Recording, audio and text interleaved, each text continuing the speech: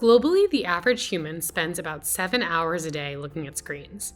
Many of those interacting with websites or applications that tailor their experience to the individual looking at the screen. And because we spend so much time in these personalized scenarios, we've come to expect them all the time, everywhere, in every industry, including and especially financial services. With the spread of online banking solutions, most people have already turned to digital outlets for their financial management needs.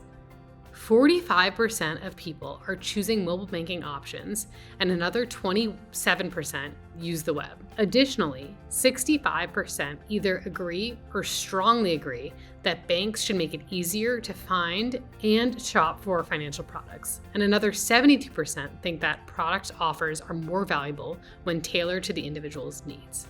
In other words, personalized experiences are both preferred and perceived as better. But there's a lot more to be won than the hearts and minds of your bank account holders. There's potential for enormous revenue gains through personalization, with those at the most mature levels citing around 25% of their revenue driven by the practice. And these revenue upticks from personalization come in 4 major areas of FIs. Number 1, an increase in acquisition ROI. Number 2, the ability to maximize engagement. Number 3, opportunities to create greater customer loyalty and longevity.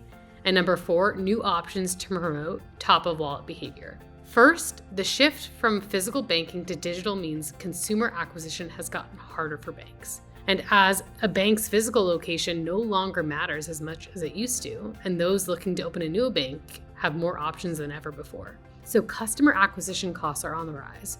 And while FIs could offset these cost increase with personalized experiences from the first page view, they aren't doing enough to meet the rising consumer expectation and stand out from the competition. The good news is there's a lot of opportunity to enhance these situations. When a new person arrives at a bank, the teller asks them why they're there and then helps them with what they're working on. Banks can recreate this in-person consultative experiences online by using guided tactics. Let's say a new site visitor lands on an FI's website. From the first page view, a questionnaire pops up to identify their needs and interests, helping them to determine the right banking product or service to recommend, and giving the bank critical information to use for tailoring the experience in that moment and beyond. While providing an accurate foundation of the individual can help you build experiences for personalized future visits, it could also help you with retargeted paid experiences.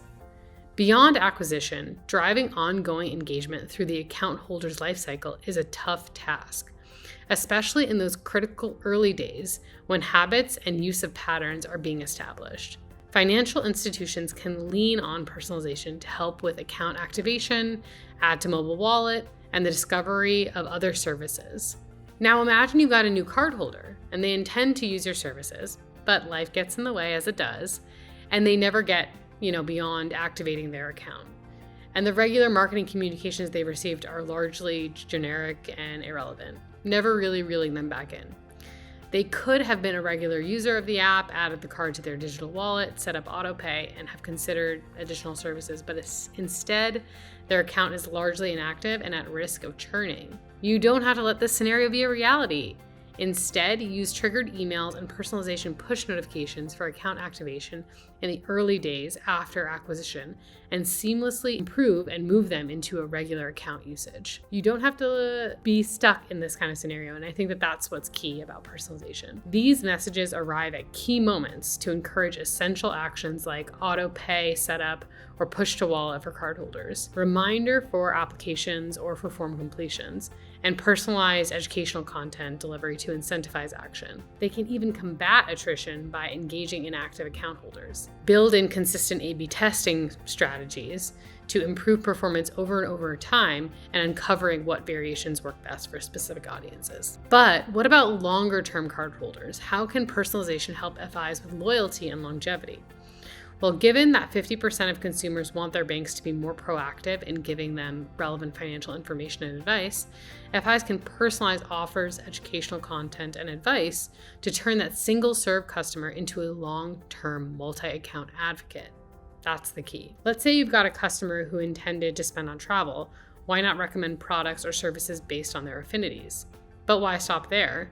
Fortify their confidence with social proof messaging that makes their decision easy. Recreate these experiences for other affinities like luxury purchases or cashback options. Financial decisions have long-term implications and are often made after nervy, anxiety-ridden moments. The right social proofing strategy can help remove these apprehensions and instill trust with personalized messaging.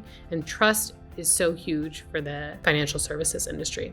And finally, with more online transactions than ever, fewer physical wallets are being opened in favor of the convenience of saved payment methods and digital wallets.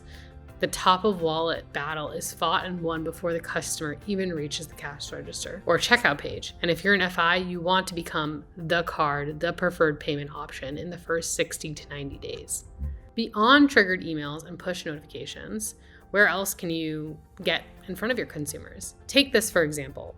Following an individual's first purchase with their new card, you might pop a message onto the homepage, the post login, prompting them to add the new card to their digital wallet.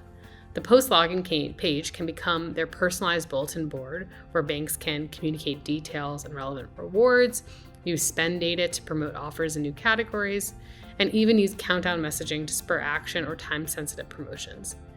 For FIs who want to realize long-term exponential revenue gains, the time for personalization with the financial services industry is now. From increased ROI to higher engagement, lower attrition rates, stronger customer loyalty and longevity, and greater top-of-wallet behavior, financial institutions stand to gain a lot from embedded personalization more deeply into their operations.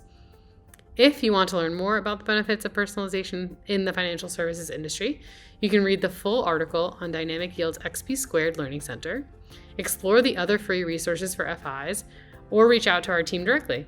We'll see you next time.